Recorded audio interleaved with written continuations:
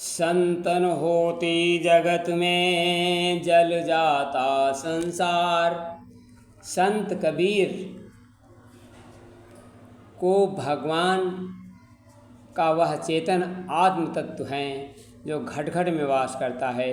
वह दलित, उपेक्षित, अपमानित सभी के लिए सहज उपलब्ध है।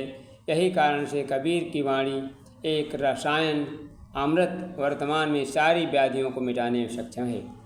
यह वाणी भौतिक आत्मिक दोनों पक्ष को एक समान रूप से देखती है, संभालती है और संवारती है। वर्तमान विश्व के आंतरिक बाह्य से स्थित यथाचित्त देने कबीर का कथन है। आग लगी आकाश में झरझरी पड़े अंगार, संत न होते जगत में जल जाता संसार। संतों का मार्ग निर्गुण निराकार ब्रह्म की साधना का मार्ग है। कबीर आँखिन की देखी को मानते थे।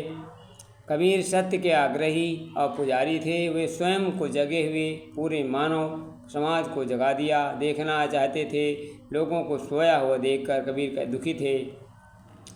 सुखिया सब संसार है, खावे और सोवे, दुखिया दास कबीर है, जागे और रोवे।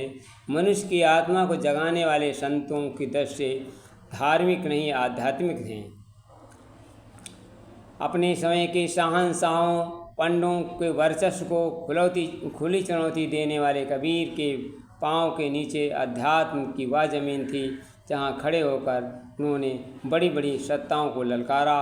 वे राम को निर्गुण निराकार राम को एकमात्र औषधि मानकर सभी व्याधियों को उपचार मानते थे। इस प्रकार इस मार्ग पर चलकर कबीर ने जो देखा वो पाया, उसे सुखी साखी में प्रस्तुत किया। सुनिप मरे अजमा मरे, अनहद हु मरि जाए, राम सने ही नाम रे रह कबीर मुरझाए। अर्थात कबीर का कथन है, या ब्रह्मांड ब्रह्मजल चेतन जल से भरा हुआ है जो सबको सहज उपलब्ध है, किंतु सबका भाग्य ऐसा नहीं है कि सब उस ब्रह्म जल को पान कर सकें। केवल गुरु की कृपा से हो तभी वह जल पान किया जा सकता है और अपनी आत्मा को तृप्त किया जा सकता है। अन्यथा जल में रहते हुए भी मछली की भांति हम प्यासे के प्यासे रह जाएंगे। इस स्थिति को देख संत कबीर कहते हैं, जल बिच मीन प्यासी, मुझे सुन सुन आवे हाँसी। कबीर की वाणी में अनेक प्रसंग दृष्टांत उल्लेख मिलते हैं। वो जो सर्वत एक ईश्वर की उपस्थिति का भाव अनुभव है। पाति ब्रह्मा पुष्पे विष्णु, फूल फल महादेवा, तीन देवी एक मूर्ति करे किसकी सेवा। यहाँ पातियों को ब्रह्मा, पुष्पों को विष्णु और फूल फलों को महादेव के रूप में माना गया है। आज से 600 साल के पर्यावरणविद भी इस आत्म दृष्टिकोण को नहीं पहुँचे जहाँ कबीर तब पहुँच चुके थे। जीव दया का अपना दायित्व मनुष्य को निभाना है। साई के सब जीव हैं, कीड़ी कुंजर सोए।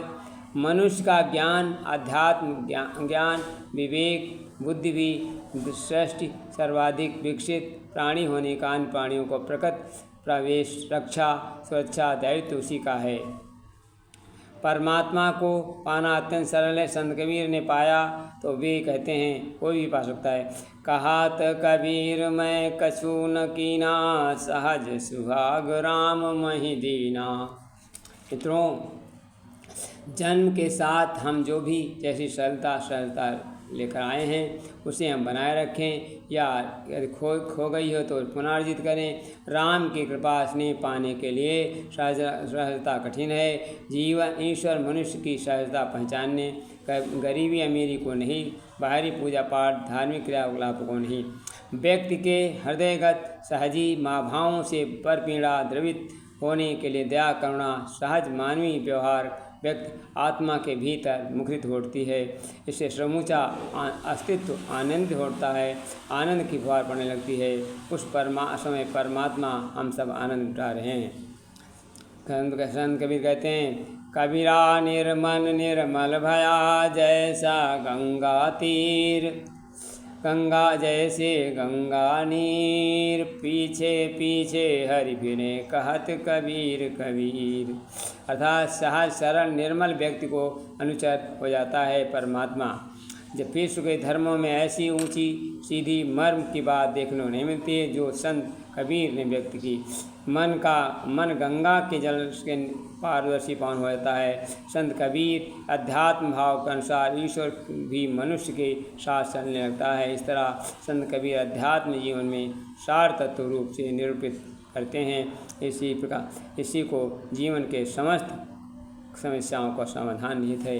मित्रों, कबीर बहुत बड़े संत थे। कहा गया है, संत न होते जगत में जल जाता संसार। धन्यवाद। वीडियो अच्छा लगे शेयर करें।